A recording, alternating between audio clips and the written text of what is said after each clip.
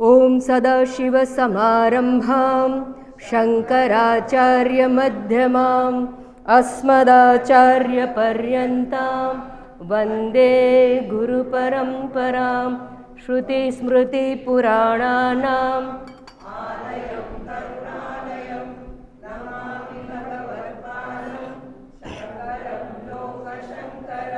શંકરં શંકરાચાર્યં કેશવં બાદરાયણં સૂત્રભાષ્યકૃતૌ વંદે ભગવन्तૌ પુનઃ પુનઃ. ઈશ્વરો ગુરુરાત્મેતિ મૂર્તિભેદવિભાગિને વ્યોમવદ્વ્યાપ્તદેહાય દક્ષિણામૂર્તયે નમઃ.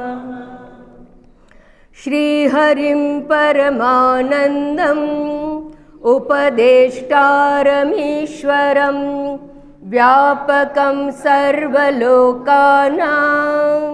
કારણં तं નમામ્યહં.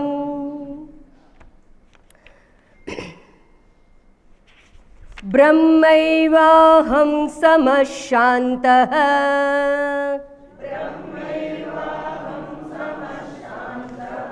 સચ્ચિદાનંદલક્ષણઃ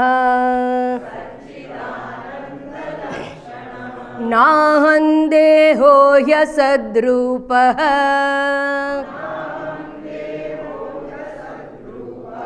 જ્ઞાનમિત્યુચ્યતે બુધૈઃ.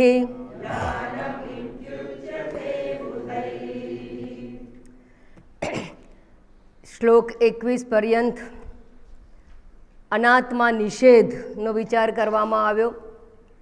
સ્થૂળ દેહ અને આત્મા બંને વચ્ચેનો વિવેક વિચાર ચાલી રહ્યો છે. એમાં સ્થૂળ દેહ અનાત્મા છે અને આત્મા સ્થૂળ દેહથી ભિન્ન છે એ સમજાવવામાં આવ્યું. અને અનાત્મા એવું સ્થૂળ શરીર આત્માથી ભિન્ન છે એમ કહીને અનાત્માનો નિષેધ કરવામાં આવ્યો. ત્યારબાદ આત્માનું સ્વરૂપ, સત સ્વરૂપ, ચિત સ્વરૂપ, ચૈતન્ય સ્વરૂપ કેવું સ્વરૂપ છે એ સમજાવવામાં આવ્યું 22મા શ્લોકમાં. અને 23મા શ્લોકમાં એ વિચારણાનો ઉપસંહાર કર્યો. હવે જો આ દેહ હું છું એ વિચારણા, એ સમજ, એ મૂર્ખતા છે, મૂઢતા છે, અજ્ઞાન છે, તો પછી જ્ઞાન શું છે એ પ્રશ્ન થયો. તો એનો ઉત્તર 24મા શ્લોકમાં આપવામાં આવ્યો છે અને 2 ક્લાસથી આપણે એના પર વિચાર કરી રહ્યા છીએ. અને અહીંયા કહેવામાં આવ્યું બ્રહ્મ એવ અહમ સતચિત આનંદ લક્ષણ. બ્રહ્મ એવ અહમ સમઃ શાંત સચ્ચિદાનંદ લક્ષણ. અને ગઈ વખતે આપણે સત સ્વરૂપ શું છે, ચિત્ત સ્વરૂપ શું છે, આનંદ સ્વરૂપ શું છે એની વિચારણા કરી ચૂક્યા. આનંદ સ્વરૂપ આ બ્રહ્મ કે આત્મા કઈ રીતે છે એનો સ્વીકાર કરવો મુશ્કેલ પડે છે. હું છું અને હું ચૈતન્ય સ્વરૂપ છું એવું તો કોઈ પણ માણસ, સામાન્ય બુદ્ધિવાળો ગામડાનો માણસ પણ સમજી શકે એમ છે. એના માટે શાસ્ત્ર અધ્યયનની આવશ્યકતા નથી. પરંતુ હું આનંદ સ્વરૂપ છું એ સમજવું કે સ્વીકારવું સર્વને માટે મુશ્કેલ છે. કારણ કે દરેક વ્યક્તિ પોતાને દુઃખી જાણે છે અને દુઃખ મુક્ત થવામાં પ્રયત્નશીલ છે. અને તમામ પ્રકારના કર્મો, કોઈ પણ ક્ષેત્રમાં થઈ રહેલા કર્મો દુઃખના નિવારણાર્થે છે, સુખની પ્રાપ્તિ અથવા સુખને ટકાવી રાખવા માટે.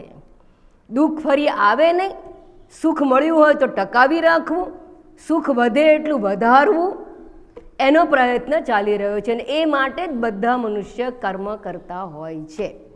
જો આપણને આ સમજાઈ જાય કે હું આનંદ સ્વરૂપ છું તો તમામ પ્રયત્નોનો અંત આવે, તમામ કર્મોનો અંત આવે, તમામ ચિંતા, ભય બધાનો જો અંત આવે. તો આનંદ સ્વરૂપ છું કઈ રીતે સમજાય? તો ગઈ વખતે એ વિચારણા આપણે અધૂરી છોડી હતી કે જે કંઈ મર્યાદિત છે એ કદાપી આનંદ સ્વરૂપ હોઈ શકે નહીં, સુખ સ્વરૂપ હોઈ શકે નહીં. શાસ્ત્ર કહે છે, છાંદોગ્ય શ્રુતિ કહે છે, યો વૈ ભૂમા તત્સુખમ ન અલ્પે સુખમ અસ્તિ. અલ્પમાં, થોડામાં, મર્યાદિતતામાં સુખ નથી. હંમેશા આપણને કંઈ પણ મળે તો એનાથી વધારે જોઈતું જ હોય છે. સામાન્ય માણસ પણ એક જગ્યાએ દુકાન ખોલે તો બીજી 4 જગ્યાએ કરવી હોય, ભરૂચમાં 4 જગ્યાએ હોય તો હવે બધા શહેરોમાં કરવી હોય, ફ્રેન્ચાઇઝી લેવી હોય, આખા ભારતમાં કરવી હોય. અને આપણે જુઓ છો કે નાની મોટી કેટલીય બધી દુકાનો એવી છે કે જે પોતાનું ખોલીને બેઠા, મોલ બધા ઇન્ટરનેશનલ ખોલીને બેઠા છે. આ શું બતાવે છે? દરેકને છે એનાથી કંઈ વિશેષ જોઈએ છે. કારણ કે જે કંઈ મળે, જેટલું પણ મળે, પણ જો એ મર્યાદિત હોય તો સુખ નથી. મર્યાદિત અર્થાત શું? મર્યાદિત શબ્દ પણ ટેકનિકલ શબ્દ સમજી લેવાનું. મર્યાદિત એટલે જે એક જગ્યાએ છે બીજી જગ્યાએ નથી, એટલે દેશથી મર્યાદિત. મારી દુકાનો ખાલી ભરૂચમાં છે બીજે નથી તો મર્યાદિત કહેવાય. ઇન્ડિયામાં છે એબ્રોડ નથી તો મર્યાદિત કહેવાય. તો મર્યાદિતના દેશગત હોય અથવા કાળગત હોય. અત્યારે બજાર બરાબર વચ્ચે કેટલું જાતનું બજાર ઊંચું થાય. કોઈ વાર એલોવેરાનું માર્કેટ ઊંચું જતું રહે, કોઈ વાર ગુવારગમનું ઊંચું જતું રહે. દરેકનું માર્કેટ ઊંચું જાય, શેર બજારના ભાવ વધી જાય. તો એ બધા કેવા છે? ટેમ્પરરી, થોડા સમય માટે. અત્યારે ભાઈ ભેગું કરી લો, અત્યારે કરી લો, જે બિઝનેસ કરવો એ પછી ખબર નથી કયો સમય આવશે. અત્યારે સોના ચાંદીમાં તેજી છે, વેચી મારો, પછી ખબર નથી કયો સમય આવશે. આ શું છે? કાળગત મર્યાદા. જે કંઈ વસ્તુ હોય એની કાળગત મર્યાદા છે, દેશગત મર્યાદા છે અને ગુણતઃ અપી મર્યાદા. ગુણ પ્રમાણે પણ મર્યાદિત હોય છે. આ 3 પ્રકારની મર્યાદા જ્યાં રહેલી છે એવી વસ્તુમાં ક્યાંય સુખ નથી. આ જગતની અંદર કોઈ પણ વસ્તુ એવી નથી કે આ 3 મર્યાદાથી રહિત હોય.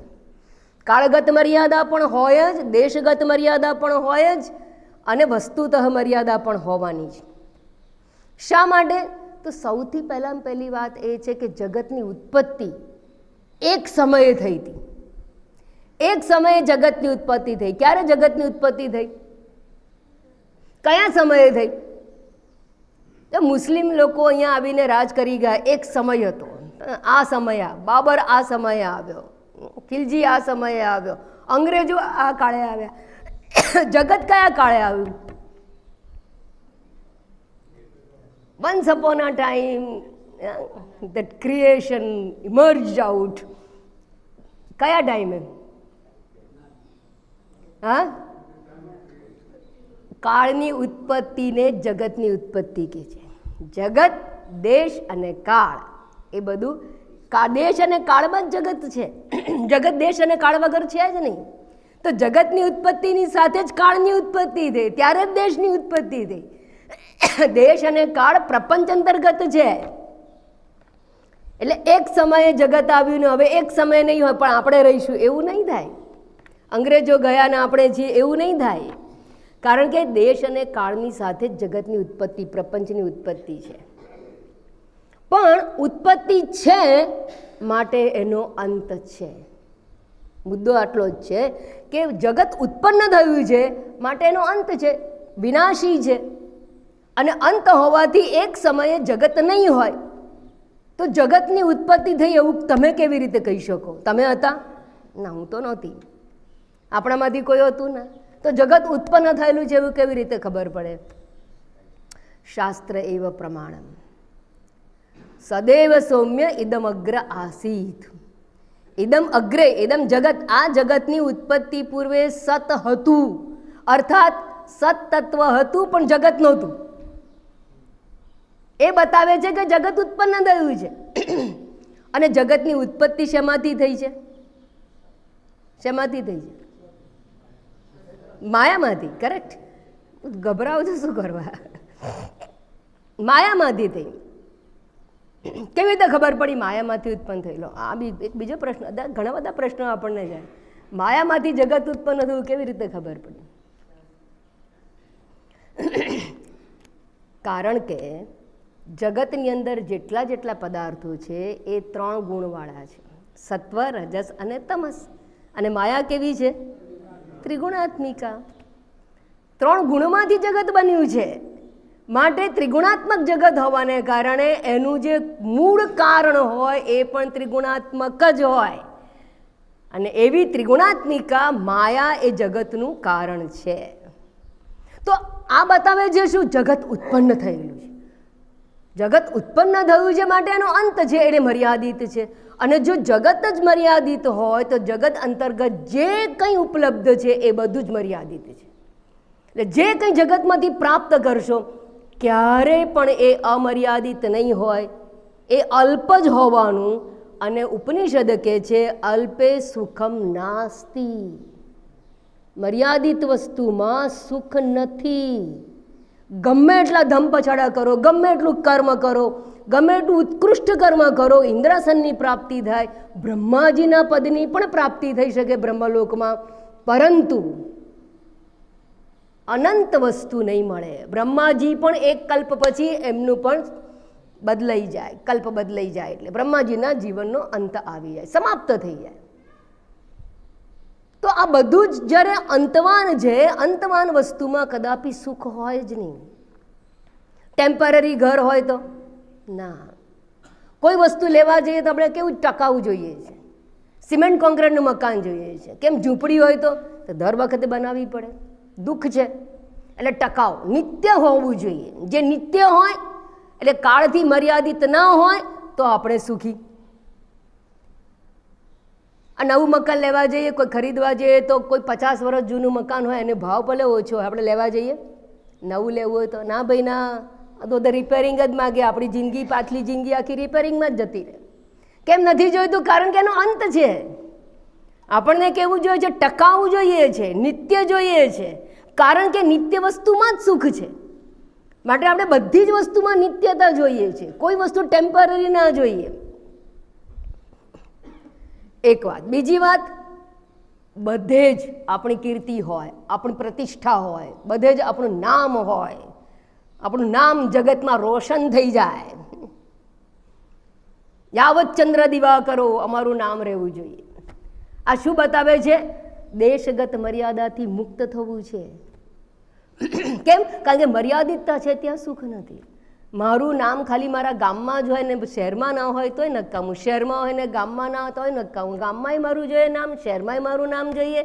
ખાલી શહેરમાં ને એમાં નહીં, બિઝનેસમાં પણ મારું નામ જોઈએ, માર્કેટમાં પણ મારું નામ જોઈએ. કેટલી જગ્યાએ જોઈએ છે? બધે જ જોઈએ છે. શા માટે? કારણ કે મર્યાદિતતા સુખરૂપ નથી. જ્યાં મર્યાદિતતા છે ત્યાંથી આપણે વધારે આગળ વધવાનો પ્રયત્ન કરીએ. અમર્યાદિતતા તરફ સ્વાભાવિક રીતે જઈ રહ્યા છીએ. અને એ કેમ એવું છે? કારણ કે અમર્યાદિત વસ્તુ છે એમાં જ સુખ છે, મર્યાદિત છે ત્યાં દુઃખ છે. એટલે દુઃખ ગમતું નથી, સુખ જોઈએ છે, સુખ માટે પ્રયત્નશીલ છે. જો સુખ માટે પ્રયત્નશીલ હોઈએ અને અનંત વસ્તુની પ્રાપ્તિ કે અમર્યાદિત વસ્તુની પ્રાપ્તિ માટે પ્રયત્ન કરતા હોઈએ, મોટાભાગના માણસને આ ખબર જ નથી કે આપણે આ રોગથી પીડાઈએ છીએ. આપણે એક મોટો રોગ, અને ભવરોગ કહેવાય. આ કયા પ્રકારનો રોગ છે? Feeling of incompleteness. Feeling of incompleteness, અપૂર્ણતાનો રોગ છે. I am not complete. Without this I can not stand. આના વગર મારાથી નહીં જીવાય, આ મારે જોઈએ, આ મારે જોઈએ, આ મારે જોઈએ. અપૂર્ણતાના ભાવથી પીડાઈએ છીએ. એવું કેવી રીતે ખબર પડે? કારણ કે આપણી ઈચ્છાઓ કદાપી થંભતી નથી, ઈચ્છાઓ અટકતી નથી. કોઈ પણ ક્ષેત્રમાં ઈચ્છા અટકતી નથી. કોઈને તમે બે જોડી કપડાં આપો, એને કેટલા જોડી જોઈએ? હજી બીજા 2 હોય તો સારું પડે. 10 જોડી આપશો તો બીજી 1 જોડી હોય તો સારું પડે. પહેલાં તો એમ થાય કે મારું વરસ નીકળી જાય એટલા કપડાં આપો. વરસ નીકળે એટલું કપડાં આપીએ તો કે ચલો દર વર્ષે તને મળશે, વરસ નીકળી જશે. હા, એ તો બરાબર, પણ લગ્નમાં જવા માટે મારી પાસે કંઈ નથી, પાર્ટીમાં જવા માટે મારી પાસે કંઈ નથી. આ શું બતાવે છે? અપૂર્ણતા. અપૂર્ણતાનો ભાવ હંમેશા આપણી પાસે ઈચ્છા રૂપે અભિવ્યક્ત થાય છે. ઈચ્છાઓ છે તો સમજવાનું કે we are lacking something inside. અને કદાપી સુખી નહીં થવા. તો સુખરૂપ કેવી રીતે? આ સુખ મળે કેવી રીતે? તો કે જે યો વહી ભૂમા તત્ સુખમ, જે ભૂમા એટલે અમર્યાદિત છે એ જ સુખરૂપ છે. અને અમર્યાદિત વસ્તુ કઈ છે? દેશ અને કાળથી જેનો અંત ના હોય એ જગત અંતર્ગત કોઈ વસ્તુ ના હોય. કારણ કે જગતનો પોતાનો જ દેશ અને કાળમાં અંત છે.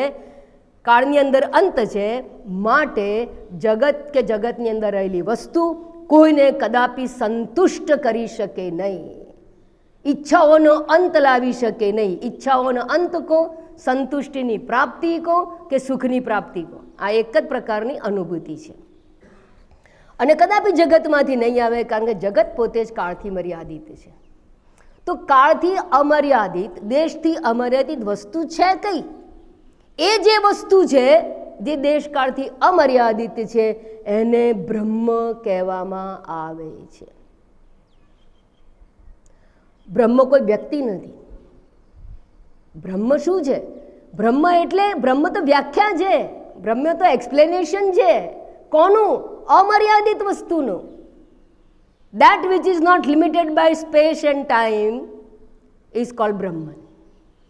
બૃહત્વાદ બ્રહ્મન, દેશથી જેનો અંત નથી, કાળથી અંત નથી, એવી જે સત્તા છે, પાછું છે એટલે હોવું, એ નથી એવું નહીં, છે એવી જે સત્તા છે, એ સત્તાને બ્રહ્મ કહેવામાં આવે છે.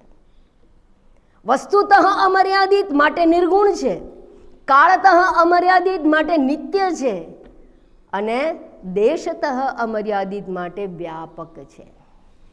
નિત્ય છે, વ્યાપક છે અને નિર્ગુણ છે. ગુણ વસ્તુતઃ મર્યાદા લાવે છે. ગઈ વખત દ્રષ્ટાંત મેં આપેલું કે મરચું કેવું છે કે તીખું, તીખું છે તો ગળ્યું નથી. શેરડી ગળી છે તો કડવી નથી. શેરડી ગળી છે, કડવી નથી. કારેલું કડવું છે તો ખાટું નથી. એને કહેવાય મર્યાદા, ગુણતઃ મર્યાદા. દરેકની અંદર ગુણતઃ મર્યાદા હોય, પણ જે ગુણતઃ મર્યાદા ના હોય એવી વસ્તુ કઈ? એ નિર્ગુણ તત્વ જ હોય.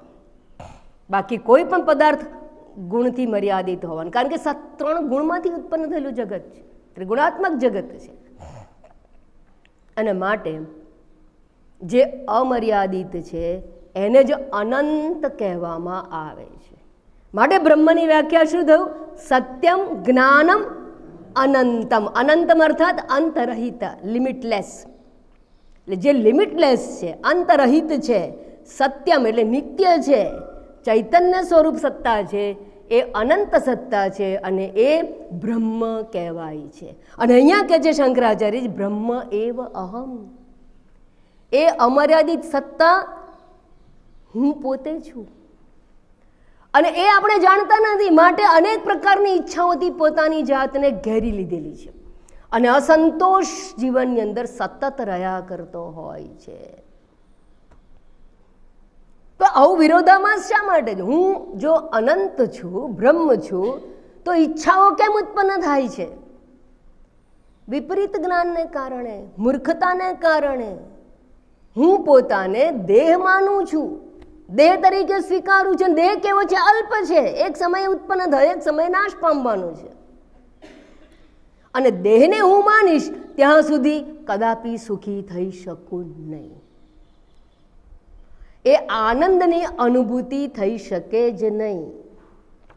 તો મન કેવું છે? મર્યાદિત કે અમર્યાદિત?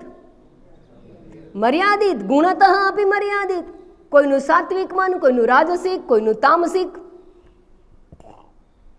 ક્વોલિટી પણ છે એની અંદર.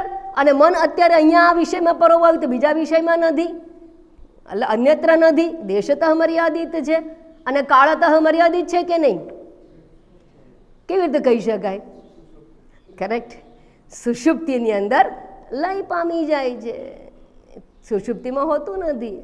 કાળતઃ અપી, દેશતઃ અપી, ગુણતઃ અપી મર્યાદિત. તો અમર્યાદિત વસ્તુ કઈ છે? તો મન છે, અર્થાત સૂક્ષ્મ શરીર છે, એને જો હું માનશો તો પણ દુઃખ રહેવાનું જ છે. તો જે નિત્ય છે, અમર્યાદિત છે, એને જ્યાં સુધી આપણે સમજીને હું રૂપે સ્વીકાર નહીં કરીએ ત્યાં સુધી પ્રયત્નનો, કર્મનો, દુઃખનો અંત આવવાનો નથી. ઈચ્છાઓ કો, પ્રયત્ન કો, કર્મ કો, દુઃખ કો, બધે એક જ સાથે જાય છે, એનો અંત નહીં આવે. અને શાસ્ત્ર કહે છે કે તું એ અનંત તત્વ છું, તું મર્યાદિત નથી. બ્રહ્મ એવ અહમ. અને વિવેક વિચાર આપણને આ જ શીખવે છે કે તું દેહથી ભિન્ન છું. આ બ્રહ્મ કેવું છે? સમહ. સમ એટલે એક સમાન છે, એમાં કોઈ વિવિધતા નથી, ડાયવર્સિટી નથી. કેમ? અનેકતા નથી, એ એકમાત્ર છે. એકમ એવ અદ્વિતીયમ બ્રહ્મ. આ બ્રહ્મની બીજી વ્યાખ્યા યાદ રાખવાની. શા માટે યાદ રાખવાની? જો એક તો વ્યાખ્યા યાદ રાખવાની, સત્યમ જ્ઞાનમ અનંતમ બ્રહ્મ. બીજી એકમ એવ અદ્વિતીયમ. ભાષાંતર આવડે છે ને કે બોલી જવું? સત્યમ જ્ઞાનમ અનંતમ એટલે સત્સ્વરૂપ છે, ચૈતન્ય સ્વરૂપ છે, અને અનંત સ્વરૂપ છે એટલે આનંદ સ્વરૂપ છે, કારણ કે અનંત છે તે જ આનંદ રૂપ છે. અને બીજું એકમ એવ, એક જ છે એટલું જ નહીં, એક તો સૂર્ય પણ છે, એક તો ઘણું બધું હોઈ શકે, પણ અદ્વિતીય. અદ્વિતીય. એમ તો આકાશ કેટલા? એક, પણ અદ્વિતીય નહીં. અદ્વિતીય નહીં. આકાશ તો પંચમહાભૂતમાંનું એક છે, પછી વાયુ, અગ્નિ વગેરે છે ને, એટલે આકાશ એક જ ભૂત નથી, અદ્વિતીય નથી. બીજું, આકાશ અનેક પ્રકારના છે. ખબર છે? કયા પ્રકારના બતાવો તો છે? હા, આ એક તો આ ભૌતિક આકાશ તમે જુઓ છો. બીજું કયું આકાશ? સ્વપ્ન મેં. Correct. In the dream world there is another space which has no connection with this space. એ સ્વપ્નના આકાશને આ આકાશ સાથે કોઈ સંબંધ નથી, બીજું આકાશ છે. જ્યારે બ્રહ્મ કેવું છે? એકમ એવ અદ્વિતીયમ. એના સિવાય બીજું કંઈ છે જ નહીં એવું તત્વ છે. એક જ માત્ર છે એટલું જ નહીં, એના સિવાય બીજું કંઈ નથી. અને એવું આ બંને વ્યાખ્યા આપણે યાદ રાખવાની. મુદ્દો ત્યાં છે કે શા માટે યાદ રાખવાની. બ્રહ્મ વિશેની આ બે વ્યાખ્યાઓ છે, એને પહેલાં સ્પષ્ટ સમજો અને પછી એને યાદ રાખવાની. શા માટે? કારણ કે એ મારું સ્વરૂપ છે. બ્રહ્મ એવ અહમ. બ્રહ્મ જ હું છું. એકમ એવ અદ્વિતીયમ તત્વ અહમસ્મિ. શુદ્ધોહમ, બુદ્ધોહમ, અસંગોહમ, અદ્વિતીયોહમ, એકોહમ, નિત્યોહમ, ચૈતન્ય સ્વરૂપોહમ, આનંદ સ્વરૂપોહમ. આ મારું વર્ણન છે. બ્રહ્મૈવાહમ સમઃ શાંત.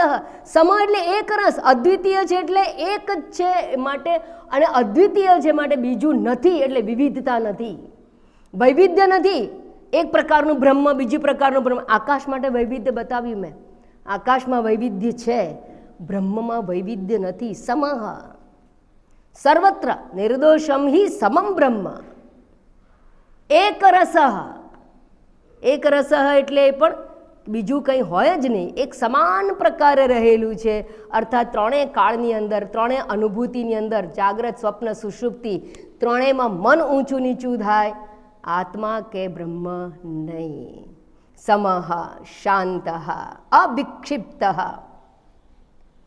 અવિક્ષિપ્ત, વિક્ષેપ રહિત. શાંત એટલે શું? અશાંતિ એટલે વિક્ષેપ, અને શાંત એટલે વિક્ષેપ મુક્ત, ડિસ્ટર્બન્સ મુક્ત, એજિટેશન રહિત. ચિંતા, ભય, આ બધું એજિટેશન કહેવાય. આ બધા વિક્ષેપો કહેવાય. કામનો બોજો આવી જાય, વિક્ષેપ થઈ જાય.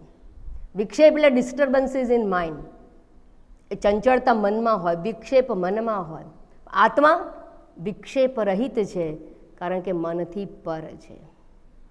એનામાં કોઈ પ્રકારનો ડિસ્ટર્બન્સીસ નથી. શાંત અવિક્ષિપ્ત. કેવું છે આ આત્માને તમારો સંબંધ કેવો છે? જરા બરાબર હું એ બ્રહ્મ છું એવું કેવી રીતે સમજાય? તો એના માટેનું પણ થોડા મુદ્દાઓ યાદ રાખી લેવાની જરૂર છે. એવું છે, હું પોતે બ્રહ્મ છું હું સમજું કઈ રીતે? અને આ નિષ્કર્ષ જે વિચારણાનો છે એ કઈ રીતે આવશે? તો નીચેની લાઈનમાં કહી દીધું, એ પણ જોઈ લઈએ. નાહમ દેહ અસદરૂપ. અસદરૂપ દેહ ન અહમ. આ દેહ કેવો છે? અસત. અસત એટલે શું? અનિત્ય. સત એટલે નિત્ય. સત એટલે નિત્ય અને અસત એટલે અનિત્ય. નથી એવું નહીં, છે પણ કેવું છે? અનિત્ય. જેની અનિત્ય સત્તા છે એને અસત કહેવામાં આવે. બે પ્રકારના અસત. બિલકુલ અસ્તિત્વ ના હોય એને પણ અસત કહેવામાં આવે, અને અહીંયા જે સત અસત વિવેક ચાલે છે એ કેવો છે? નિત્યાનિત્ય વિવેક છે. સત અસત વિવેક એ નિત્ય અનિત્ય વિવેક છે. તો જે અનિત્ય છે એ અસત છે અને દેહ કેવો છે? અનિત્ય છે. અનિત્ય દેહ છે એનો અર્થ એ થયો કે હું નિત્ય છું, તો આ દેહ હું હોઈ શકું નહીં. દેહમાંથી ઉઠાવવું પડે મને. દેહાત્મ બુદ્ધિ હશે તો મૃત્યુ ભય રહેવાનો, દેહાત્મ બુદ્ધિ હશે રોગનો ભય રહેવાનો, દેહાત્મ બુદ્ધિ હશે તો વ્યાધિ તમને સતાવવાની જ છે, કારણ કે વ્યાધિગ્રસ્તમ કલેવરમ. અસત રૂપ દેહ અહમના, એ અસત અનિત્ય દેહ હું નથી. આમ કરીને દેહમાં રહેલી હું બુદ્ધિને હટાવી અને હું જે બ્રહ્મ છું એમાં સ્થાપિત કરવી. તો મસ્ત કેવી રીતે સ્થાપિત કરવી? જેમ કે તમને કોઈ વખત કોઈ ને કે ઘઉં વીણી નાખો, ઘઉં વીણી નાખો તો કાંકરા જ વીણતા હોઈએ છીએ આપણે. ઘઉં વીણવું એટલે શું કરવાનું? કાંકરા કાઢવાના અને ઘઉંને સાફ કરીને બાજુ પર મૂકવાના. એટલે ભેગા રાખવાના ના, બાજુ પર કાઢી નાખવાના, એટલે બાજુ પર કરી નાખવાના, અને પછી ભેગા નહીં કરવાના. તો સાફ થઈ જાય, શુદ્ધ થઈ જાય. એમાં આત્મા અનાત્મા ભેગા થયેલા છે. ક્યાં ભેગા થયા છે?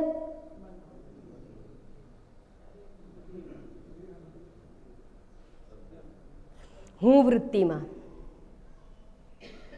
હું વૃત્તિમાં ભેગા થયા. અહમમાં હું. જ્યારે પોતાને હું કહીએ છીએ ત્યારે આપણે આગળ મેં વિચારણા કરી હતી કે હું શબ્દની અંદર 4 વસ્તુનો સમાવેશ છે. સામાન્ય રીતે જગતની અંદર મનુષ્ય 4ના બંડલને હું કહે છે: સ્થૂળ દેહ, સૂક્ષ્મ દેહ, કારણ દેહ અને ચૈતન્ય. હવે વિચાર કરવાનો, જ્યારે ચૈતન્ય તત્વ બ્રહ્મ છે અને એ બ્રહ્મ હું છું, એનો અર્થ કે આ 3 હું નથી. તો જુદું કરો, છોડી આ 3 કાંકરા જેવા છે, એને ખસેડી લો. એને કેવી રીતે ખસેડવાના? કેવી રીતે ખસેડવાના? તો કે અહમ જે ચારેયમાં મૂક્યું છે, અહમ વૃત્તિને ખસેડી લો આમાંથી, એટલે ખસી જશે આપોઆપ. સ્થૂળ સૂક્ષ્મ દેહમાંથી અહમ વૃત્તિને ખસેડી લો અને માત્ર ચૈતન્યમાં હુંને સ્થાપિત કરો. પણ કેવી રીતે ખસેડવું? આમ પેલું કાંકરાને ઘઉં તો જુદા થઈ જાય, પણ આ ભૌતિક રીતે જુદા પડી શકે નહીં, બુદ્ધિપૂર્વક કરે. એટલે વિવેક એ બુદ્ધિનો વિષય છે. પાવર ઓફ ડિસ્ક્રિમિનેશન બુદ્ધિનો વિષય છે, સમજનો વિષય છે. જેવી રીતે ફાયરવોલ, અગ્નિનો ગોળો, એમાં કેટલી વસ્તુ થઈ? 2 વસ્તુ થઈ ને. કઈ કઈ? લોખંડ અને અગ્નિ. હવે એને જુદા પાડો. તમે કીધું 2 વસ્તુ છે, જુદા કરો. જુદા પડે નહીં, જુદા જાણવાના હોય. બસ એમાં લોખંડના ગોળા જેવું છે. અહીંયા ચૈતન્ય અને જળ, પેલામાં અગ્નિ અને લોખંડ છે. અહીંયા જળ 3 દેહ છે અને ચૈતન્ય આત્મા છે. એ બેને જુદા કરો. કેવી રીતે જુદા થશે? માત્ર બુદ્ધિ દ્વારા. જેમ અગ્નિ અને લોખંડને જુદા જણાય પડાય નહીં ભૌતિક રીતે, એમ ચૈતન્ય આત્મા અને શરીરને જુદા જણાય, એને જુદા પડાય નહીં. તો કેવી રીતે જાણવું? એને વિવેક વિચાર કહેવામાં આવે. તો કે દેહનો નાશ થાય પણ મારો નાશ ન થાય. કેવી રીતે સમજાય? અરે 1 હાથ કપાય છે તો માણસ મરી ગયો કહીએ છે? ના. 2 હાથ જાય તોય નથી મરતો. 2 પગ ગયા તોય માણસ તો છે એવું કહીએ છે. એનો અર્થ કે શરીરમાં અંગો જેટલા જે એનું કોમ્બિનેશન ભેગું કર્યું અને માણસ બન્યો. એ દેહ જો હું હોઉં તો દેહનો અંગ કપાય તો પણ મારું હું અડધી થઈ ગઈ કહેવા, મારું અડધું અસ્તિત્વ થઈ જાય. પણ એવું થતું નથી. એ બતાવે છે કે દેહ હું નથી. નંબર 1. સારું, દેહના નાશથી મારો નાશ નથી, હું નિત્ય છું. દેહ એક જગ્યાએ છે અને હું સર્વત્ર છું. ચૈતન્ય રૂપે હું સર્વત્ર છું. કઈ રીતે સર્વત્ર છું? અરે શરીર તો સુષુપ્તિમાં નથી, સ્વપ્નમાં પણ નથી આ શરીર, પણ હું છું. એટલે મારું નિત્ય અસ્તિત્વ છે. 3 અવસ્થામાં હું અસ્તિત્વ છે. 3 અવસ્થામાં છે, સર્વવ્યાપક છે અર્થાત સર્વ સમયે છું, સર્વકાળે છું. અને દેહનો અને ચૈતન્યનો સંબંધ કેવો છે? તો કે આ પ્રકાશ અને હાથ જેવો સંબંધ છે. હાથ કપાય તો પ્રકાશ નથી કપાતો, એ તો હાજર જ હોય છે. એમ ચૈતન્ય હાજર છે, ભલે દેહ જતો રહે છે, દેહમાં પરિવર્તન થાય છે. જો દેહ હું તો કયો દેહ હું? બાલ્યાવસ્થાનો દેહ, યુવાવસ્થાનો દેહ, ટીનેજનો દેહ, પ્રૌઢ દેહ, વૃદ્ધ દેહ, કયો દેહ હું? મૃત્યુ સમયે તો શરીરને અગ્નિ સંસ્કાર આપવામાં આવે છે ને આપણે કહીએ કે માણસ ગયા ગયા ગયા એટલે નથી એવું નથી કહેતા, છે પણ બીજે છે. જેમ બહારગામ જઈએ એના અર્થ બહારગામ ગયા એટલે શું? એ ઘરમાં નથી, ઘરની બહાર છે. એમ લોકાંતરમાં ગયા હોય, દેહાંતરમાં ગયા હોય, પણ છે. મારું અસ્તિત્વ તો છે, શરીરનું અસ્તિત્વ નથી રહેતું. શરીર નાશવાન છે, હું નહીં. દેહિનોસ્મિન યથા દેહે કૌમારમ યૌવનમ જરા તથા દેહાંતર પ્રાપ્તિ. આના પર વિચાર કરવાની બહુ આવશ્યકતા છે. દેહાંતર પ્રાપ્તિ થવાની, પણ હું છું તો કોને દેહ મળશે? મને. કયો દેહ મળશે? કર્માનુસાર. મને કર્માનુસાર જો ગતિ મળવાની હોય તો મારું અસ્તિત્વ તો હોવું જ જોઈએ. તો સામાન્ય સમજ, લૌકિક સમજ સમજીએ તો પણ આપણે પોતાનું અસ્તિત્વ છે એવું સમજવું જોઈએ. એ પણ બતાવે છે કે દેહ હું નથી. સારું, દેહ કેવો છે? વિકારી છે અને હું અવિકારી. વિકારી એટલે પરિવર્તનશીલ. દેહમાં પરિવર્તન આવ્યા, પણ આપણે પ્રેમથી બધા સાથે વાતો કે અમે આ સ્કૂલમાં ભણતા હતા, આ કોલેજમાં ભણતા હતા, આવું કરતા હતા, મારો આ દોસ્ત સ્કૂલનો દોસ્ત છે, કોલેજનો દોસ્ત છે, હા અમે કોલેજની અંદર આ જગ્યાએ ચા પીવા જતા હતા, બંક કરતા હતા અને બેસતા હતા આ બાજુ, બધું આપણે બોલતા હોય. તો ઘણી વાર કે હું તો છું, હજી એ જ હું છું જે સ્કૂલ કોલેજમાં હતો, એ જ હું અત્યારે પણ છું. શરીર બદલાઈ ગયું, શરીર વિકારી છે અને શરીરથી હું ભિન્ન. હું આ બધા અનુભવોની વાતો એટલા માટે કરું છું કે કેવી રીતે ચિંતન કરવું એ શીખો. ચિંતન મનન કોને કહેવાય એ સમજવાની જરૂર છે. અને જેટલું ચિંતન મનન તમારું વધુ થશે એટલું assimilation of this knowledge will take place, એટલું તમે આત્મસાત કરી શકશો શાસ્ત્રને. આ બધા વિચારોથી સમજવાનું કે આ શરીર હું છું જ નહીં. ભલે હું શરીર સાથે છું પણ હું શરીર નથી. વસ્ત્ર સાથે હું છું પણ વસ્ત્ર હું નથી. કેવી દ્રઢ સમજ છે. બસ એવી જ રીતે શરીર પણ વસ્ત્ર છે, એની સાથે હું છું પણ હું શરીર નથી. સારું, શરીરની કેવી સત્તા છે? પરતંત્ર સત્તા છે, પ્રારબ્ધ આધીન સત્તા છે. ક્યાં સુધી રહેવાનું? પ્રારબ્ધ હશે ત્યાં સુધી. અને ચૈતન્ય આત્માનું સ્વતંત્ર સત્તા છે, એની પરતંત્ર સત્તા નથી, એની સ્વતંત્ર સત્તા છે. શરીર પરતંત્ર છે, હું નહીં, હું સ્વતંત્ર સત્તા સ્વરૂપ છું. અને આપણે હંમેશા પોતાના સ્વરૂપ તરફ જવા માટે પ્રયત્નશીલ હોઈએ છીએ. જીવનભર તમે જુઓ, આપણને હંમેશા મૃત્યુથી દૂર જવું છે, એટલે નિત્ય વસ્તુ જોઈએ છે, અનિત્ય નથી જોઈતું. અર્થાત મારે મરવું નથી. કેમ? હું નિત્ય છું માટે. મારું ઓરિજિનલ સ્વરૂપ નિત્ય છે. હું આનંદ સ્વરૂપ છું માટે મને દુઃખ સહન થતું નથી. જેમ દાંતમાં તણખલું ભરાઈ ગયું અને કાઢવાનો પ્રયત્ન કરીએ, કારણ કે it's not a part of body. ભલે આ દાંત 35 હોય ખીલા જેવા, પણ એ આપણને નડતા નથી, કારણ કે મારો ભાગ છે, હું જ છું એ. પણ પેલું તણખલું હું નથી, ફોરેન બોડી છે એટલે ગમતું નથી. બસ એમ દુઃખ ફોરેન બોડી છે, ગમતું નથી, એનાથી દૂર જવું છે, કારણ કે હું આનંદ સ્વરૂપ છું.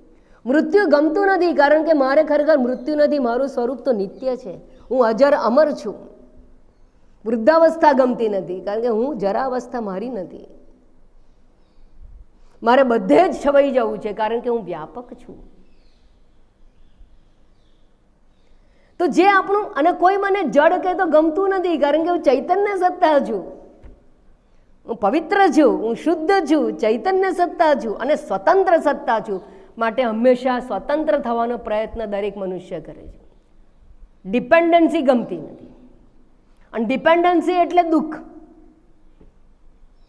પરતંત્રતા એટલે દુઃખ. અને શરીર કદાપી સ્વતંત્ર હોઈ શકે નહીં, યાદ રાખજો. આ દેહ કદાપી સ્વતંત્ર સંભવ નથી. વ્યવહારિક દ્રષ્ટિકોણથી પણ શરીરને ખોરાક જોઈએ, એના માટે આપણે ભોજન પર આધારિત છીએ. વસ્ત્ર જોઈએ, એના માટે વસ્ત્ર બનાવનાર કંપનીઓ ઉપર આપણે આધારિત છીએ. શરીરને બધું જ જોઈશે. ભૂખ અને તરસ લાગે, પાણી વગર જીવી નહીં શકીએ, હવા વગર જીવી નહીં શકીએ, શ્વાસ તો લેવો જ પડશે, કંઈ નહીં તો ઓક્સિજન વગર નહીં જીવી શકીએ. તો શરીરના દ્રષ્ટિકોણથી બધા જ પરતંત્ર છે.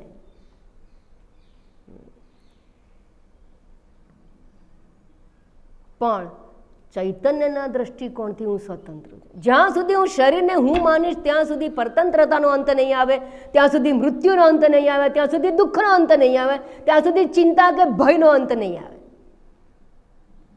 ના, મારે જોઈએ છે ભયનો અંત, મારે દુઃખની મુક્તિ જોઈએ છે. તો દુઃખની મુક્તિ જોઈતી હોય તો એ શરીરમાં રહેલી હું બુદ્ધિને ઉઠાવો. અહીંયા રહેલી હું વૃત્તિ, અહમ વૃત્તિને ઉઠાવીને કાંકરા જેવા આ ત્રણ શરીરને બાજુ પર કરી અને આની અંદર હું બુદ્ધિને સ્થાપિત કરો. અને જેમ જેમ આ અહમ બુદ્ધિ એમાં સ્થાપિત થતી જશે તેમ તેમ ચિંતા અને ભયથી મન મુક્ત થતું જશે, તેમ તેમ શરીરની ઉપેક્ષા થતી જશે. વિવેક ચૂડામણીમાં શંકરાચાર્યજી કહે છે, યથા યથા પ્રત્યેક અવસ્થિતમ મનઃ તદા તદા મુંચતી બાહ્ય વાસના. જેવું જેટલું પ્રયત્ન કરીને, આને પરમ પુરુષાર્થ કહેવાય, આને મોક્ષ પુરુષાર્થ કહેવાય, આ જ કરવા જેવું છે. અને એ જો કર્યો એ કરવામાં જ બધા ફેલ જાય છે.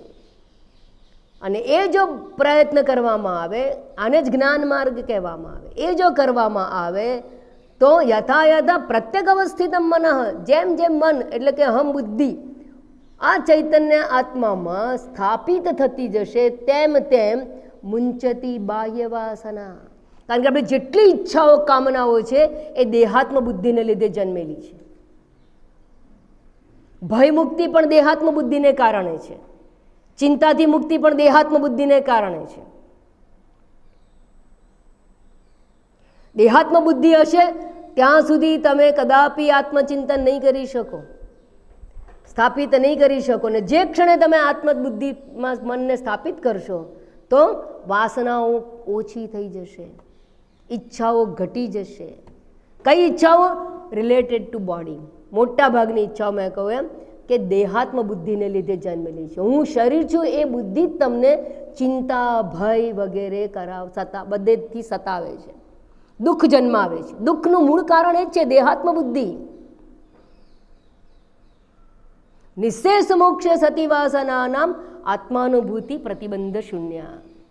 શંકરાચાર્યજી કહે છે જ્યારે વાસના સમાપ્ત થઈ જશે ત્યારે આત્માનુભૂતિ, અપરોક્ષાનુભૂતિ, પ્રતિબંધ શૂન્ય, પ્રતિબંધ રહિત આત્માનુભૂતિ પ્રાપ્ત થશે.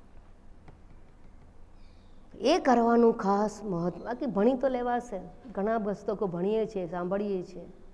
જીવનમાં જો સ્થાપિત કરવું હોય તો આ વિચારણાને જીવનમાં સ્થાન આપવું પડશે. અને એ વિચારણાને સ્થાન આપવા માટે જે ઘરેડમાં જીવી રહ્યા છે એ ઘરેડથી થોડા હટકે જીવન જીવવું પડશે. તો માતાજી પછી એવું કરીએ ને કે હું ચૈતન્ય આત્મા છું તો પછી શરીર માટે બધું જોઈએ તો ખરું ને, રોટી, કપડાં, મકાન એ તો જોઈએ તો ખરું ને. તમે કહો કે નહીં એમાંથી મન કાઢી લો અને આમ, તો શું કરવાનું? તો બીજી વાત પણ શંકરાચાર્યજીએ કરી છે, એ પણ યાદ રાખી લો. આજે ઘણા શ્લોગનો આપું છું તમને, આત્મચિંતનમાં સમય વ્યતીત કરવા માટે ઉપયોગી થશે. શંકરાચાર્યજી એમાં આગળ લખે છે કે પ્રારબ્ધાય સમર્પિતં સ્વવપુઃ. પોતાના શરીરને, શરીર કોનું છે? પ્રારબ્ધનું છે, પ્રારબ્ધ અધીન છે, પ્રારબ્ધથી મળેલું છે અને પ્રારબ્ધ સમાપ્ત થતા સમાપ્ત થવાનું છે. એટલે શંકરાચાર્ય કે પ્રારબ્ધાય સમર્પિતમ સ્વવપુઃ, પોતાના શરીરને પ્રારબ્ધને સોંપી દો અને નિશ્ચિંત થઈ જાઓ. શું કરવાનું? આત્માનાત્મા વિવેક વિચારમાં વિપરીત ભાવનાને દૂર કરો, વિપરીત જ્ઞાનથી મુક્ત થાઓ, એટલે ભ્રાંતિથી મુક્ત થવાનો પ્રયત્ન કરો અને જે સત્ય વસ્તુ છે એને સ્વીકાર કરતા શીખો. દેહાત્મ બુદ્ધિ તો ભ્રાંતિ છે, કેટલી દ્રઢ થઈ ગઈ છે.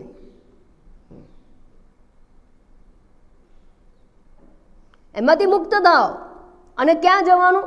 જે સત્ય છે ચૈતન્ય આત્મા, બ્રહ્મ એવ અહમ સમઃ શાંત સચ્ચિદાનંદ લક્ષણ, આ મારી આઈડેન્ટિટી છે, એમાં સ્થાપિત કરતા જાઓ. અને સાથે સાથે કહું, આ દેહ જે છે અસદરૂપ દેહ અહમ, અસદરૂપ દેહ સ્વ અધ્યાસ અપનયમ ગુરુ.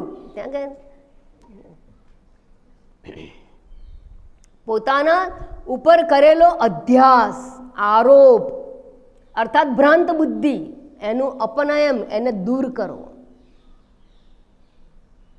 એટલે દેહાત્મ બુદ્ધિને દૂર કરો અને આત્મબુદ્ધિને ધારણ કરો.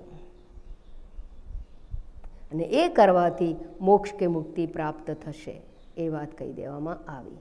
તો આમ 24મા શ્લોક ઉપર આપણે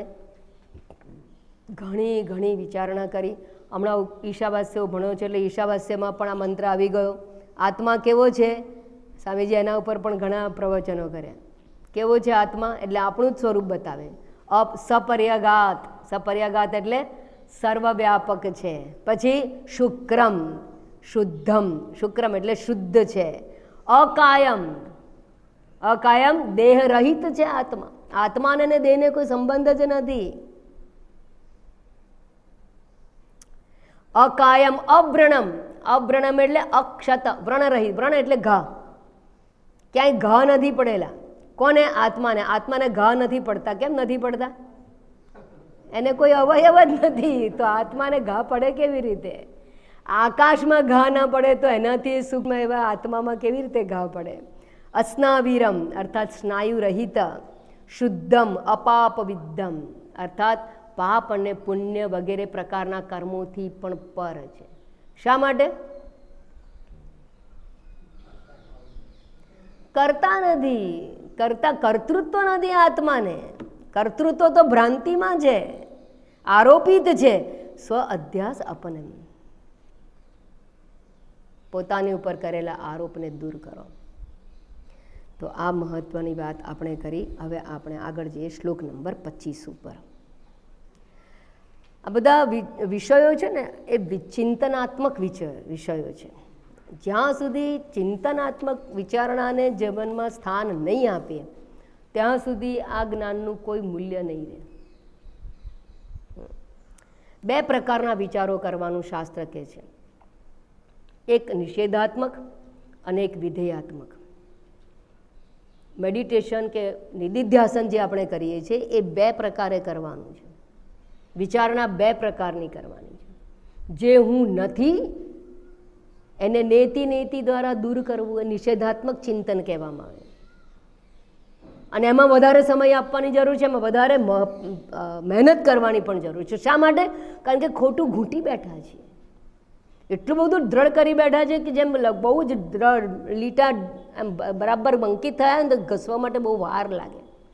કાટ ચડી ગયેલી હોય ને જે લોખંડ ઉપર, એની ઉપર કલર કરવો હોય ને તો બહુ ઘસવું પડે. આમ આને બહુ ઘસવું પડે.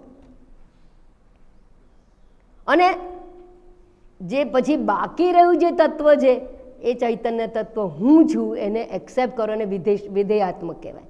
જે હું છું એનો હું રૂપે સ્વીકાર કરવો એ વિધેયાત્મક ચિંતન છે. જે હું નથી એનો નેતિ રૂપે એને દૂર કરવું, એમાંથી અહમ બુદ્ધિને દૂર કરવી એ નિષેધાત્મક ચિંતન છે. તો નિષેધાત્મક ચિંતન અને વિધેયાત્મક ચિંતન, અને નિષેધાત્મક ચિંતનની વધારે આવશ્યકતા છે અને પછી વિધેયાત્મક ચિંતન બંને હોવા જોઈએ. એટલા માટે નિર્વાણ ષટકમાં શંકરાચાર્ય શું કહે છે? મનોબુદ્ધિ અહંકાર ચિત્તાની નાહમ ન ચ શ્રોત્ર જીવે ન ચ ગ્રહણ નેત્રે ન ચ વ્યોમ ભૂમિ ન તેજો ન વાયુ. 3 લાઈન એના માટે. અને પછી એક જ લાઈન ચિદાનંદ રૂપ શિવોહમ શિવોહમ, એ વિધેયાત્મક અને આગળ નિષેધાત્મક. તો એ ચિંતન હંમેશા કરતા રહેવું જોઈએ. શ્લોક નંબર 25 પર જઈએ. નિર્વિકારો નિરાકાર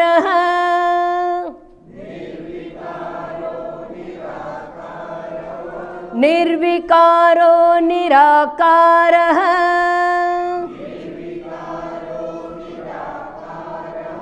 નિરવદ્યોऽહમવ્યયઃ નિરવદ્યોऽહમવ્યયઃ નાહં દેહો હ્યસદ્રૂપઃ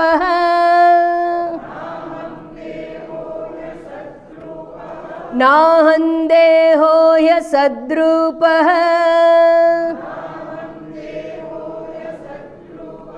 જ્ઞાનમિત્યુચ્યતે બુધૈઃ જ્ઞાનમિત્યુચ્યતે બુધૈઃ નિર્વિકારો નિરાકારઃ નિરવદ્યોऽહમવ્યયઃ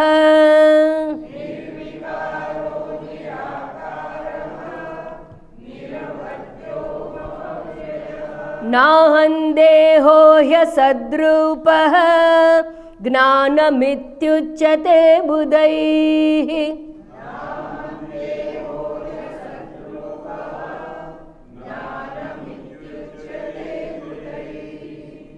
નીચેની લાઈન જે છે એ 24, 25, 26, 27, 28 5 શ્લોકમાં એની એ જ લાઈન છે કે અસદરૂપ દેહ હું નથી, દેહાત્મ બુદ્ધિને છોડી દો. અને શા માટે અસદરૂપ દેહ હું નથી એની વિચારણા 17મા શ્લોકથી સતત કરવામાં આવી, 21મા શ્લોક સુધી કરવામાં આવી. અને એ અજ્ઞાન છે, મૂર્ખતા છે, એ સ્પષ્ટ સમજાવી દેવામાં આવ્યું. અને હવે છેલ્લે નિષ્કર્ષ રૂપે આપણને એક જ વાત કરે છે કે આવો અનિત્ય દેહ હું નથી અને એવું સમજવું ઇતિ જ્ઞાનમ, આ પ્રમાણે સમજવું એને જ્ઞાન કહેવામાં આવે છે, વિઝડમ કહેવામાં આવે છે. જ્ઞાનમ ઇતિ ઉચ્યતે, એને જ્ઞાન કહેવામાં આવે છે. આટલી વાત અહીંયા ખાસ સમજાવી દેવામાં આવી. હવે આગળ જે છે હું કોણ છું એના ઉપર વાત ચાલે છે. આગળ જ્ઞાન વિશેની વાત છે ને. અજ્ઞાન એટલે શું? હું નથી એ નિષેધાત્મક વિચારણા થઈ ગઈ. હવે હું કોણ છું એની વિચારણા ચાલે છે. મારું સ્વરૂપ કેવું છે એની સમજ આપવામાં આવી છે. તો સૌથી પહેલાં પહેલું કહી દીધું બ્રહ્મ એવ અહમ. કેવો છે બ્રહ્મ? સમઃ શાંત સચ્ચિત આનંદ લક્ષણ. આ સ્વરૂપ લક્ષણ એટલે મારું પોતાનું વર્ણન છે. નિરાકાર છું પણ કેવું છું? તો કે છે અહીંયા નિર્વિકાર, વિકાર રહિત છે. વિકાર એટલે પરિવર્તનશીલ, મોડિફિકેશન. કેટલા પ્રકારના વિકારો કહેવાયા છે શાસ્ત્રમાં? 6 પ્રકાર. ષડવિકાર, ષડવિકારવાન દેહ. આ દેહ 6 વિકારવાળા. કયા 6 વિકારો છે? અસ્થિ, જાયતે, વર્ધતે, વિપરિણામતે, અપક્ષિતે, નશ્યતે. એમાં સૌથી મહત્વનું છે ને છેલ્લા 2 છે. કારણ કે અસ્થિ, જાયતે, વર્ધતે no problem, we are happy, happy birthday, happy birthday. પછી અપક્ષીય દેહ એટલે વૃદ્ધાવસ્થા આવે, પગ ચાલતા બંધ થઈ જાય, આંખે દેખાતું બંધ થઈ જાય છે, દાંતે બરાબર ચવાય નહીં, ત્યારથી કમ્પ્લેન શરૂ થઈ જાય. That we don't want. ત્યાંથી દુઃખ શરૂ થઈ જાય. પણ એ તો હવે સ્વાભાવિક છે. જેમ સૂર્યોદય થયો અને સૂર્યાસ્ત આવવાનો જ છે, એમ અપક્ષીય દેહ એ એવો વિકાર છે, દુઃખદાયી છે, પણ એ વૃદ્ધાવસ્થા અનિવાર્ય છે, આવવાની જ છે. કોને આવશે? શરીર. હા, સૌથી મોટી રાહત ત્યાં છે કે તો દેહને છે, મારે નથી, મારે નહીં. ચોરી થઈ, કોને ત્યાં ચોરી થઈ? તમારા ફ્લેટમાં જ ચોરી થઈ. કયા ફ્લેટમાં ચોરી થઈ? તો કે 512માં. અમારો તો 501 છે. હાશ, પછી ભલે જે થવું એ થાય, ખરખરો કરવા જઈ આવવાનું આપણે. પણ આપણે કેટલી નિરાંત. એમ ક્યાં આગળ વૃદ્ધાવસ્થા આવી? શરીર. હાશ, મારામાં નથી. આવી સમજ આવવી જોઈએ. જો આવી સમજ નહીં આવે ને તો આ જ્ઞાન પાખંડ બની જશે. મોટા ભાગના વેદાંતના શ્રોતાઓની એક કમ્પ્લેન છે કે આ માત્ર બૌદ્ધિક કસરત છે. બૌદ્ધિક કસરત તો આરંભમાં ખરી, પણ દેન યુ હેવ ટુ એસિમિલેટ. આત્મસાત કરો જે સત્ય છે. તમે ખોટી વસ્તુને કેવી એડપ્ટ કરી લીધી છે, તો સત્યને સમજીને સ્વીકારો, એ જલ્દી એડપ્ટ થશે, પણ પ્રયત્ન તો કરો. સત્ય તો સત્ય જ રહેવાનું છે. આપણે ગમે એટલી ભ્રાંતિ કે અનુમાન કરીએ એટલે કે દેહ આપણે થઈ જવાના નથી. અને અજ્ઞાની પોતે પણ આત્મરૂપ જ છે, જ્ઞાની પણ આત્મ સ્વરૂપ છે. ફેર એટલો જ છે કે અજ્ઞાનીએ એનો સ્વીકાર નથી કર્યો અને જ્ઞાની એનો સ્વીકાર કર્યો છે, આટલો જ ફેર છે. અને એટલે અષ્ટાવક્ર ગીતામાં શું કહ્યું છે? મુક્તાભિમાની મુક્તો હિ બધાભિમાન્યપી કિમ વદંતી સત્યમ યામતી સા ગતિર્ભવેત. હું મુક્ત છું એનું અભિમાન કરશો ને તો મુક્ત થઈ જશો. હું બંધનમાં છું અભિમાન કરવાથી બંધનમાં પડશો. એટલીસ્ટ અભિમાન તો કરો, ભલે તમારું બુદ્ધિથી હોય, પણ બુદ્ધિથી પણ વિચારો. Try to think which is logical. Illogical કંઈ નથી, પણ લોજિકની પણ મર્યાદા છે, એટલે આપણે કહીએ છીએ કે beyond logic. But with the help of logic you can understand it is beyond logic. એટલે કહ્યું શ્રુતિ સંમત તર્કોનું સંધિ હતા. અને જ્યારે એટલું બધું સત્ય હોય કે જે આપણી બુદ્ધિને સમજાવી શકે એમ હોય, અને એ મારું પોતાનું જ સ્વરૂપ છે, કોઈ અધર-લટકતી વસ્તુ નથી કે હાઇપોથેટિકલ એક્સપ્લેનેશન છે. This is my own self, this is not hypothetical thing. Brahma એ કોઈ કાલ્પનિક વસ્તુ નથી, એ તો મારું સ્વરૂપ છે. અને હું કેવી છું કે નિર્વિકાર, વૃદ્ધાવસ્થા મારે નહીં, માટે મૃત્યુ મારે નહીં, પરિવર્તન મારામાં નથી. અને ધારો કે હું શરીરને હું માનું તો તમારું શું જાય? કોઈ આપણને એવું કે મનમાં આમ તો ના બોલે, તમારું શું? કંઈ મારું કંઈ ના જાય તો શું થાય? તૈયારી રાખો. શેની? ગરડા થવાની, મરવાની તૈયારી રાખો, બીજું કંઈ ના થાય. જીવાય એનો કોઈ વાંધો નહીં, જીવાય નહીં, લાંબુ જીવાય. કેટલું લાંબુ જીવાય? અનેક જન્મો મળે, અનેક જન્મો મળશે. ના સ્વીકાર્યું તો ના સ્વીકારો, પણ તૈયાર રહો for rebirth. Be ready for rebirth. પુનરપી જનનમ પુનરપી મરણમ પુનરપી જનની જઠરે. Be ready for that. કોને લોસ છે? જેને મનુષ્ય શરીર મળ્યું, મોક્ષ માટે પ્રયત્ન કરવાનો અવકાશ મળ્યો, અને છતાં પોતાના સ્વરૂપને જાણી અને મુક્તિ પ્રાપ્ત ના કરી, એ મોટું દુર્ભાગ્ય છે.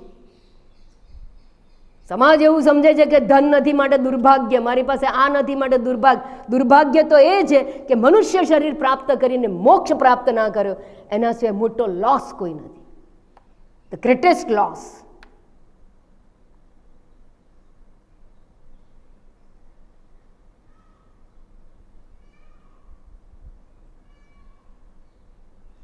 પ્રારબ્ધાય સમર્પિતં સ્વવપુઃ ઇતિ નિશ્ચિત્ય નિશ્ચલઃ ધૈર્યમ આલંબ્ય યત્નેન સ્વ અધ્યાસ અપનયમ કુરુ. છોડો શરીરની ચિંતા. તમે ગમે એટલી પ્રયત્ન કરશો ને તો તમને જે મળવાનું છે, જે કંઈ પ્રાપ્ત થવાનું તમારા પ્રારબ્ધાધીન છે. પ્રારબ્ધમ પુષ્યતિ વપુઃ અર્થાત પ્રારબ્ધને સમર્પિત કરી દો, એની ચિંતા છોડો. આમે પ્રારબ્ધનું છે, આપણું તો છે જ નહીં. શું ભોગવે છે માણસ? પ્રારબ્ધ ભોગ કરીએ છીએ, આપણે પ્રારબ્ધ ભોગવીએ છીએ. વસ્તુ છે માટે ભોગ નથી, પ્રારબ્ધમાં હોય તો એ પ્રમાણે ભોગ થાય. તો શેના માટે આટલી બધી ધમાલ કરવાની? અને મુખ્ય વસ્તુને છોડી અને એના માટે કાચાર્થમ વિસ્મૃતમ રત્નમ. કાચ માટે તમે રત્નને છોડી દો છો.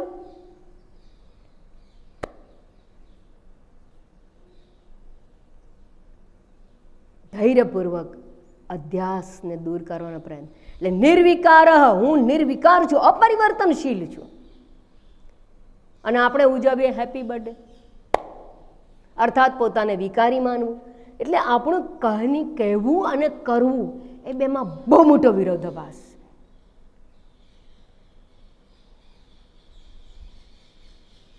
કરની ઓર કથની કી કિંમત કોડી જાન બજાર.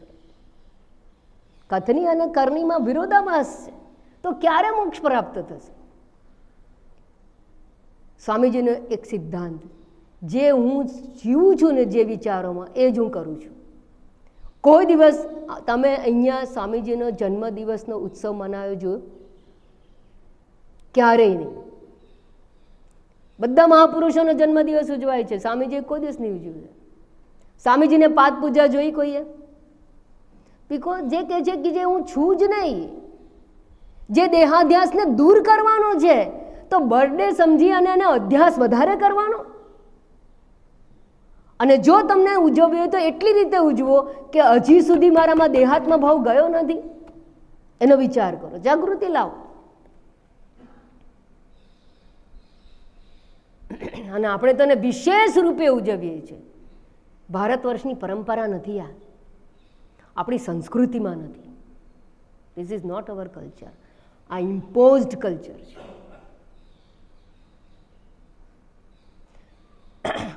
નિર્વિકાર, નિર્વિકાર મારો જન્મ પણ નહીં. અસ્થિ જાયતે, મારો જન્મ પણ નથી, તો મૃત્યુ કેવી રીતે હોઈ શકે? અવિકાર શબ્દની અંદર બંને આવી જાય. જન્મ મૃત્યુ રહિત હું છું. તો મારો આ સમયે આ જગ્યાએ મારો જન્મ થયો, એ વિચાર જ તમારા દેહાધ્યાસમાં લઈ જાય છે. મારું તમને હાઇલાઇટ કરવાનું છે. મારું કામ નવું કંઈ આપવાનું નથી. જે તમે જાણો છો એને હું હાઇલાઇટ કરું છું. જન્મ અને મૃત્યુ શરીરના છે, તો મારું નેટિવ, મારું જન્મસ્થળ, મારું આ આપણે કેટલું બધું દ્રઢ કરીને બેઠેલા છીએ. अपन वाले पराया दोनों हो गया. क्यों? अपन वाले कब हुआ? अपनी ज्ञाति का है, अपने गांव का है. अपने गांव का कैसे बना? मेरा जन्म स्थल वो गांव का है. अपने ज्ञाति का कैसे बना? देहाभिमान से. हर प्रकारनी प्रवृत्तिમાં દેહાભિમાન છે, દેહાધ્યાસ છે, અને દ્રઢ કરવાની પ્રવૃત્તિ ચાલુ રાખવી.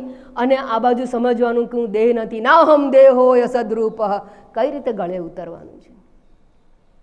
મિથ્યાચાર આને કહેવામાં આવે, હિપોક્રેસી કહેવાય. અને આ હિપોક્રેસી કોઈ દિવસ આધ્યાત્મિક પ્રગતિ નહીં કરાવી શકે. એટલે કોઈ જો પાખંડી જીવન થશે એને પાખંડ કહેવામાં આવે. અને જે કોઈ વ્યક્તિ તમને જોશે એને એમ થશે કે આમાં પાખંડ સિવાય કંઈ નથી. Who will follow you? કોણ તમારી વાતને સાચી માનશે? જ્યારે આપણામાં જીવનમાં વિરોધાભાસ વિચારોની અંદર, વર્તનની અંદર. અને એ તો જવા દો, દેહાધ્યાસને દ્રઢ કરીએ અને દેહાધ્યાસથી મુક્ત થવાથી મુક્તિ પ્રાપ્ત કરવી છે. તો મોક્ષ જોઈએ છે દેહાધ્યાસથી મુક્ત થઈને, અને વિચારો કરીએ છીએ, જીવન જીવીએ છીએ દેહાધ્યાસની દ્રઢતા થાય એવું. બસ આટલી સજાગતા પ્રાપ્ત કરો. કઈ રીતે શક્ય છે? જે કહે ને કે પેલી એને બ્રોન્કાઇટિસ થઈ ગયો અને ન્યુમોનિયા થવાની તૈયારી છે, તો પેલા ડૉક્ટર વિચારે છે કે આટલી બધી ગોળીઓ એન્ટીબાયોટિક આપી, શરૂઆત ઓગમેન્ટિનથી કરી અને હવે હેવી ડ્રગ્સ પણ આપી, અને છતાંય આને કેમ ઓછું થતું નથી? પછી કે ભાઈ શું તમે કરો છો, શું મને દિવસમાં એ તો કહો. તો કે હું તો સાહેબ આમ તો કશું જ કરતો નથી, ઘરમાં ખાંસીમાંથી મુક્ત જ નથી થતો, તો હું કરું કેવી રીતે? શું કર? ખાલી તો કે તું ખાવા પીવામાં શું રાખે છે? તો કે પીવામાં તો હું ચા જ પીવું છું. તો બીજું કંઈ પીવો છો? તો કે હા બીજું પીવું છું. શું પીવો છો? સિગરેટ પીવું છું. કેટલી પીવું છું? હું તો ચેઇન સ્મોકર છું. ચેઇન સ્મોકર થઈ અને જો બ્રોન્કાઇટિસ કે ન્યુમોનિયાથી મુક્ત થવું હોય તો કેવી રીતે શક્ય બને? વિરોધાભાસ છે. આ બાજુ દવા લેવી અને આ બાજુ સ્મોકિંગ ચાલુ રાખવું, કોઈ દિવસ નહીં મટે. બસ એવી રીતે આ બાજુ અહીંયા દવા લેવાની અઠવાડિયામાં 2 દિવસ અને ચાલુ રાખવાનું. આપણું ઘરડમાં જેમ જીવાતું એમ જ જીવન તો આવું જ હોય. એ તો એ બધું બધા કહે બરાબર, એ સમજી લેવાનું આપણે. આ બસ ખાલી આપણી સમજ માટે જ છે, આપણી બુદ્ધિને વધારવા માટે જ છે. તો બર્ડન થશે. એના માટે રંગવદૂત મહારાજે લખ્યું, ખોલો વહી ચંદન મુવો, માહે ખજાનો જે ભર્યો હા અન્યને તે સાંભળ્યો. આપણી પાસે છે બુદ્ધિ, પણ ભાર પેલા ગધેડાની ઉપર મૂકેલું ચંદન હોય, પણ ચંદનની સુગંધ ગધેડાના કામમાં ના આવે. એમ આપણી અંદર પણ સુવાસના ચંદનના લાકડા ભરે છે. આપણે આ ઉપનિષદ ભણ્યા, આ ઉપનિષદ ભણ્યા, આ કરી નાખ્યું, આ કરી નાખ્યું, આ પાઠ પૂજા કરીએ, આ મેડિટેશન કર્યું, તે મેડિટેશન કર્યું, અને પછી દેહાભિમાનથી જીવવું. એના માટે તો મારું પ્રવચનમાં હંમેશા આ વસ્તુ આવતી રહેશે. તમને ચિંતનમાં પ્રવેશ કરાવવા માટે જ આ ગ્રંથો છે. બાકી ગ્રંથો તો સહેલા છે, 10 દિવસમાં પતી જાય. ભણાવી દેવું તેમાં કંઈ છે જ નહીં. નિર્વિકાર, નિરાકાર, આકાર રહિત છે. આત્મા કેવો છે? આકાર રહિત છે. દેહ કેવો છે? સાકાર છે. તો સાકાર દેહ, હું જો નિરાકાર છું તો સાકાર દેહ હું નથી. આવી સમજ પ્રાપ્ત કરવા માટે આગળ ચિંતન આપણે આવતીકાલે કરીશું. ઓમ પૂર્ણમદ પૂર્ણમિદમ પૂર્ણાત પૂર્ણમુદચ્યતે પૂર્ણસ્ય પૂર્ણમાદાય પૂર્ણમેવાવશિષ્યતે. ઓમ શાંતિ શાંતિ શાંતિ. હરિ ઓમ. શ્રી ગુરુભ્યો નમઃ. હરિ ઓમ.